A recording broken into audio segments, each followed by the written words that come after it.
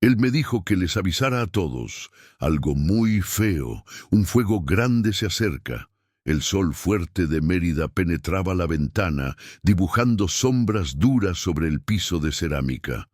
El aire estaba quieto, De repente, el sonido agudo del tenedor de metal cayendo en el plato rompió la calma. El niño, antes solar, fijó los ojos en un punto vacío del muro de estuco descolorido. Su sonrisa se desvaneció en... La palabra guerra planeó en el silencio como humo denso y frío. La madre recogió el tenedor del suelo y vio que las manos de su hijo temblaban. No de miedo, sino de una urgencia helada. Y fue allí, Valeria Navarro, una técnica de enfermería de 35 años, personificaba esa rutina. Madre soltera, ella tejía su seguridad en la red de turnos nocturnos y en el calor incondicional de su pe. Aquel objeto, regalo de cumpleaños, era el símbolo central de su tranquilidad. Él lo giraba sobre la mesa de la sala con la inocencia de quien juega a ser Dios, imaginando, con quietud infantil, Fue en ese instante, entre un bocado y otro, que el mundo se detuvo para Valeria. Santiago soltó el tenedor de aluminio. El ruido del metal al encontrar el plato fue un corte seco en el silencio de Lele. Aquella no era la mirada de un niño de 8 años, sino la de alguien que cargaba el fardo de una memoria ancestral, un conocimiento que había sido guardado en el tiempo. El silencio de Valeria fue Tenemos que prepararnos, la guerra está por empezar. La primera reacción fue la risa, aquella risa forzada que intenta neutralizar el pavor. La mente racional de Valeria buscó inmediatamente una XPL. La voz, aunque aún fina e infantil, cargaba una resonancia que sonaba etérea, casi metálica, como el eco de algo muy distante.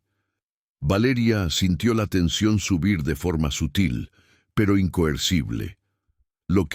Pero mientras Santiago dormía, Valeria volvió a la mesa del comedor, recogió el tenedor que él había soltado y bajo la luz tenue de la cocina, vio que las manos del hijo temblaban. No temblaban por... El escepticismo es muchas veces la primera y más robusta fuerza que se opone a la manifestación de lo inexplicable. Y Valeria, con su pragmatismo científico forjado en los turnos y en la urgencia de la presencia que se resistía inicialmente, no era una persona, sino la propia Valeria, su escepticismo interno. Era la barrera que le impedía aceptar que la verdad pudiera ser mayor que la biología y la psiquiatría. Cada consulta a pediatras y psicólogos era un acto desesperado para traer a Santiago de vuelta al mundo común, aquel regido por pruebas y conclusiones médicas. No obstante, la tensión comenzó a intensificarse con la llegada de las primeras pruebas. La alegación no se restringió a aquella única frase. Santiago, que apenas sabía diferenciar un continente de otro en su pequeño globo terráqueo, comenzó a manifestar un conocimiento imposible para su edad y su ambiente. En el lugar de muñecos y carritos, pasó a dibujar mapas con una precisión cartográfica que asustaba. Eran esbozos de territorios distantes, con flechas indicando zonas de conflicto, rutas de movilización. Su voz, antes melódica e inocente, comenzó a citar nombres complejos de líderes políticos y estrategias de naciones que ella ni siquiera sabía localizar en el mapa. El globo, que antes era un juguete, se transformó en un oráculo silencioso. El involucramiento de la familia trajo consigo los dos polos de creencia. La abuela de Santiago, doña Elena, fue la primera aliada incondicional. Mujer de fe profunda, enraizada en la tradición y en Nenla. Su conclusión médica inicial fue la de una disociación leve, una forma de la mente infantil de lidiar con estrés o trauma, intentando minimizar el fenómeno a un cuadro clínico tratable. Él era la voz de la autoridad, aquella que Valeria Desesperadamente quería oír para poder volver a dormir en paz. La prueba profesional, sin embargo, falló. Durante una de las sesiones en el consultorio, el doctor Orozco pidió que Santiago dibujara lo que estaba viendo. El niño, en lugar de garabatos, produjo un D. El doctor Orozco, con dudas, mostró el dibujo a un colega, un exmilitar de la Marina. El reconocimiento fue inmediato y frío. El objeto se asemejaba a un prototipo ultrasecreto de una superpotencia, La tensión creció de forma contenida, sin gritos ni exageraciones, solo desconforto. Era una duda sofocante, un escalofrío que no venía del aire acondicionado, sino de la conciencia de que su hijo, L. La lógica se desmorona no con un gran estruendo, sino con el goteo lento e implacable de la evidencia que se acumula. En Mérida, la quiebra de la razón no vino con el sol incandescente, sino con una... El presentador discurría sobre el aumento repentino de la tensión geopolítica entre dos grandes potencias, detallando la movilización de flotas y el posicionamiento de armamento en regiones específicas.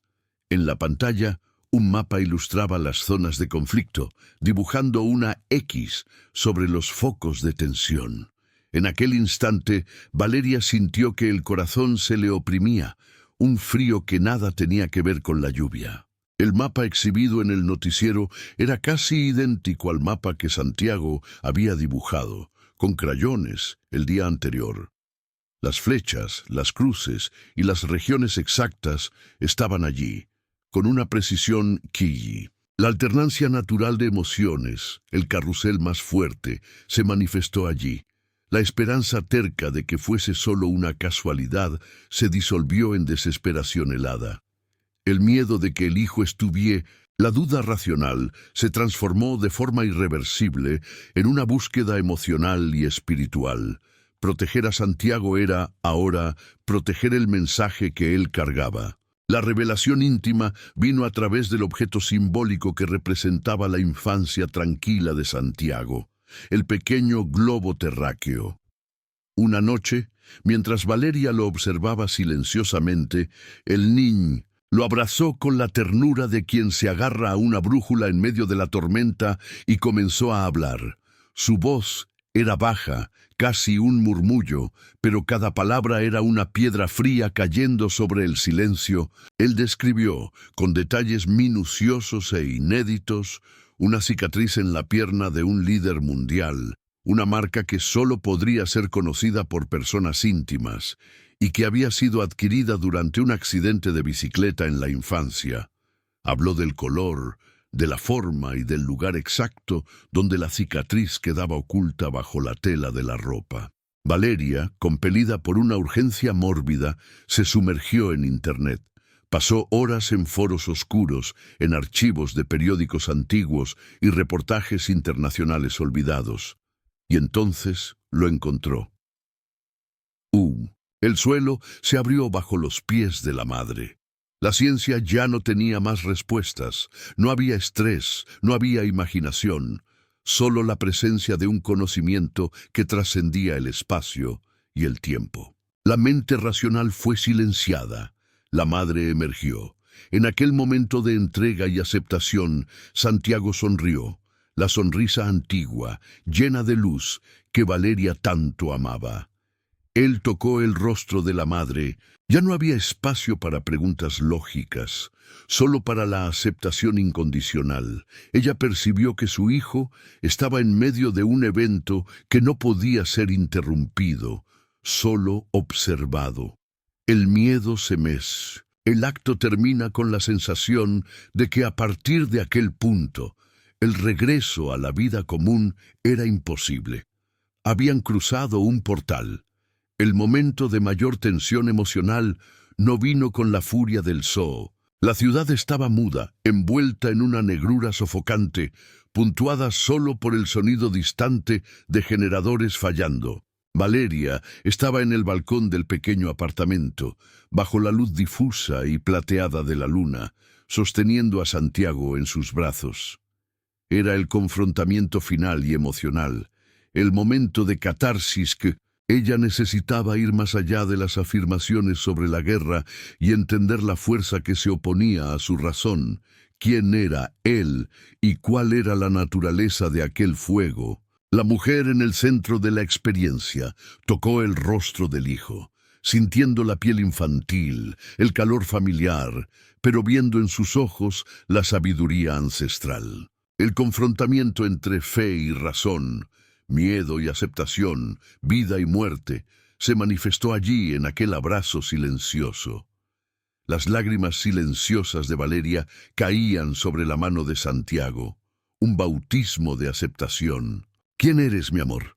¿De dónde sabes estas cosas?», ella susurró, su voz embargada, un hilo casi inaudible que apenas rompía el silencio de la noche. Santiago no reaccionó como un niño asustado o soñ. Por un breve y escalofriante momento, la voz que salió de sus labios no era la suya. Sonaba profunda, etérea, cargada de un acento que no era el yucateco, sino que parecía venir de un tiempo sin fronteras. La pequeña criatura, la persona en el centro de la experiencia, se había transformado en un canal. El secreto incuestionable fue revelado en un diálogo que trascendía la realidad del balcón. «Yo soy solo el mensajero, Valeria. El tiempo se está rompiendo. El aviso necesita ser dado. El fuego no es solo de bombas, es el fuego del cambio que la humanidad necesita sentir. Es el dolor que precede al nuevo tiempo. Dile a todos, preparen sus corazones, no sus armas». El aire se puso pesado, cargado de una energía que no era eléctrica ni caliente, sino que vibraba con una verdad inevitable. La tensión alcanzó el pico. Valeria no estaba con miedo a la guerra externa. Ella apretó al hijo, sintiendo que si el sol era el símbolo de la rutina, la oscuridad era el símbolo de la revelación. Enseguida vino la liberación emocional. Valeria sintió un calor suave, no el calor opresor de Mérida, sino una paz inexplicable, una aceptación incondicional de madre que trasciende cualquier lógica. Cayó en los brazos de Valeria, exhausto, volviendo a ser el niño soñoliento, el pequeño chico que necesitaba a su madre. Valeria sabía. Ella no necesitaba entender el fenómeno o quién era el mensajero. Ella necesitaba aceptar que su hijo era un puente, un vehículo de una verdad que el mundo se rehusaba a ver, el confront. La escena finaliza con la madre, en la oscuridad, acunando al hijo, sabiendo que la única arma que necesitaban preparar era el propio corazón.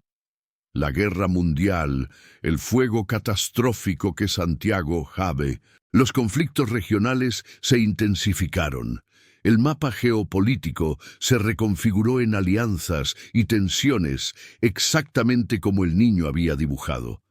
La realidad alcanzó la profecía, pero de manera gradual, honrando el aviso de que el fuego sería el preludio de una transformación, no apenas la destrucción. Valeria, la persona en el centro de la experiencia, fue transformada. La mujer de ciencia y razón fue silenciada por la realidad que trascendía la física. Su escepticismo interno, la fuerza que se opé, en su lugar se transformó en una guardiana, una celadora silenciosa de aquella verdad secreta. Ella guardó los mapas, los dibujos y el silencio. Solo doña Elena, la abuela de fe, y ella compartían el peso y la maravilla del mensaje. Valeria ahora miraba el pequeño globo terráqueo, no con el miedo que sintiera en la primera noche, sino con la quietud de quien posee una verdad que conforta y asusta en igual medida. El objeto simbólico, antes un juguete, era ahora la representación de un secreto cósmico guardado en una sala sencilla en Mérida. La rutina de la casa regresó, pero con una capa nueva de significado. Santiago continuó siendo un niño solar, jugando, estudiando, pero a veces, al girar el globo, miraba a la madre.